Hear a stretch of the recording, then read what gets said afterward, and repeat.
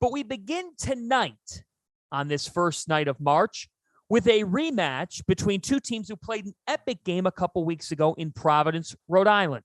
You see, the Providence Friars are the Big East regular season champions. They were before the matchup tonight with Villanova.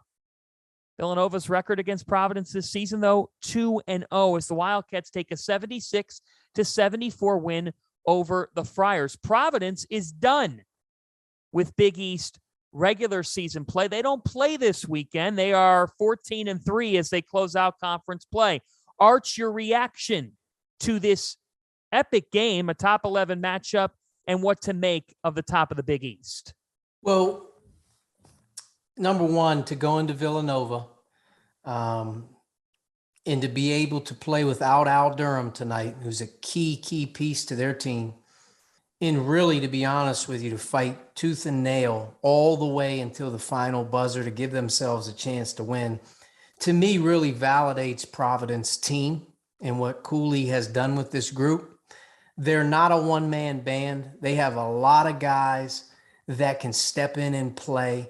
And I think, they've won a lot of close ones. They've won a lot of tough ones, but I think it speaks to volumes how many guys can step up at different moments and sort of pick up the pieces when a guy's not playing well or out, like tonight with Durham. And, they made 15 threes at Villanova tonight. Thought A.J. Reeves being able to make 5 and also Horchler being able to make 5 is good. And they out-rebounded Villanova +9. They're the bigger team. But, again, Villanova, really the standard in the league. And I wouldn't be surprised if these two teams didn't match up again here in Madison Square Garden. Yeah, John, the one thing that I've been really watching in a curious way is never before this late in the year has college basketball teams played this many games in such a short period of time. Yeah. And it's like you're looking, sometimes it's like back-to-back road games, and then the third game added is also on the road. So, you're going like a Thursday, a Saturday, a Tuesday, then it starts to add up.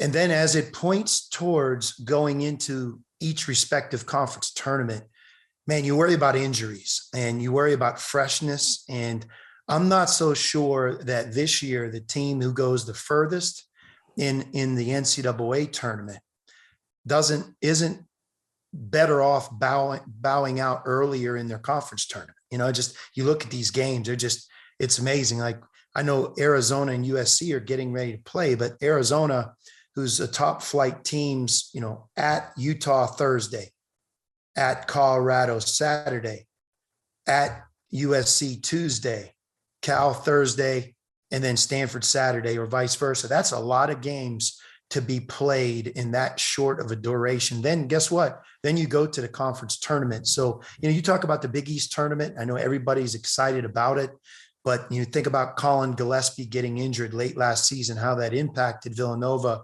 It'll be interesting to watch here down the stretch. You just hope that the best teams and the best players can stay healthy.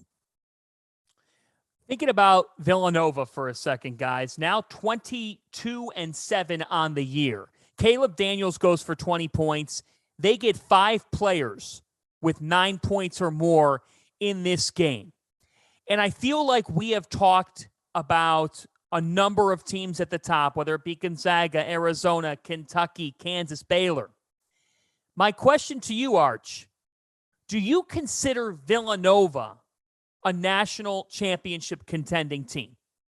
I don't know if I consider them a national championship team this year. I definitely think they're a team that when you play them, regardless of who they match up against, is going to be very, very difficult to knock them out because of their style. But I don't know if they have enough overall team depth and firepower.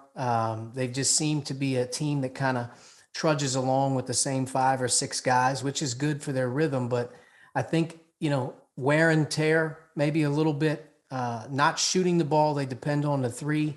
And their size inside with depth would really concern me as they move on. But if you said Villanova was right there in the second weekend, ready to challenge in Sweet 16 versus a Kentucky, it's a 50-50 game based on their experience level. And it just kind of showed tonight. They play with 5 turnovers.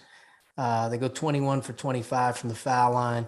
And they're just a very, very well schooled, coached, experienced team. And I just don't know if they have the overall firepower or depth, especially inside, as you start to really deal with some of the high level, deep, big teams that they're going to see. Yeah, I would add, Arch, and tell you that I don't know if there's a team, matchups in the tournament are so key. It takes some good fortune, and Villanova is a great example of, there are certain teams that are going to really struggle against Villanova because Villanova's style is like their kryptonite.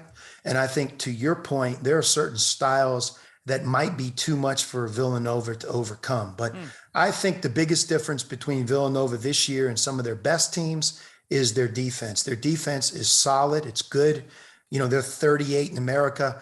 I remember watching Villanova, towards the end of February, March, going into the tournament, and they're like number 3 on offense and 8 on defense, and they had that going for a while. This year, they're 7 on offense, but they're 38 on defense. And I think that size helps them on offense way more than it does on defense, certainly against the bigger teams. Yeah, they're just not as big at the 5 position Right. as typically they would have 1 or 2 guys that they could man up. Dixon is a difficult matchup, but he's probably only about 6'7". Wouldn't you agree, John? I mean, he's not a true No, 5. he's not your right. Right. And He's if he not. goes out, if he would get in foul trouble or whatnot, they become really slim.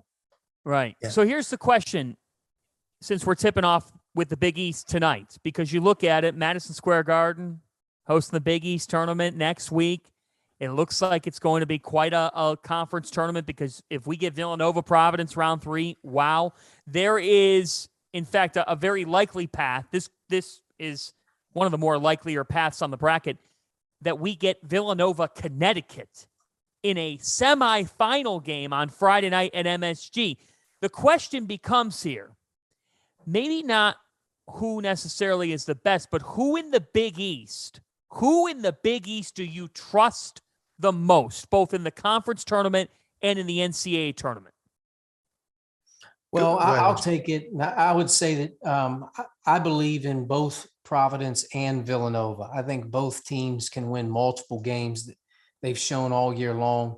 They're good enough. But I think as you look at the Big East right now, the team that's trending in the right way, that's playing its best right now, that has the most momentum going in, is Connecticut. Yeah. UConn has been able to rally after their loss at Xavier with resounding wins. Right after that loss at Xavier, they were able to take care of business with St. John's on the road in a tough one. They got Seton Hall at home.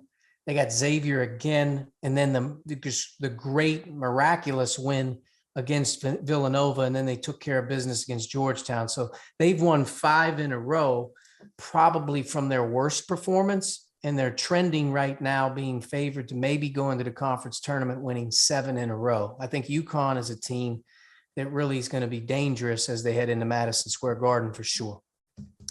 The team that I would not want to play in a Big East tournament is Seton Hall.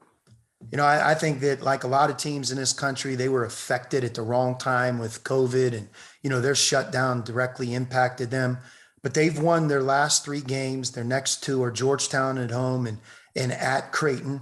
I think when you look at their defense, it's one of the top 25 defenses in the country. They play hard.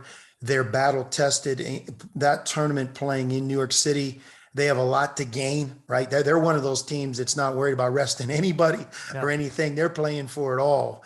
So, I think that they're a tough matchup as it is. Kevin Willard does a great job. But as we're moving towards this Big East tournament, I wouldn't want Seton Hall in my bracket.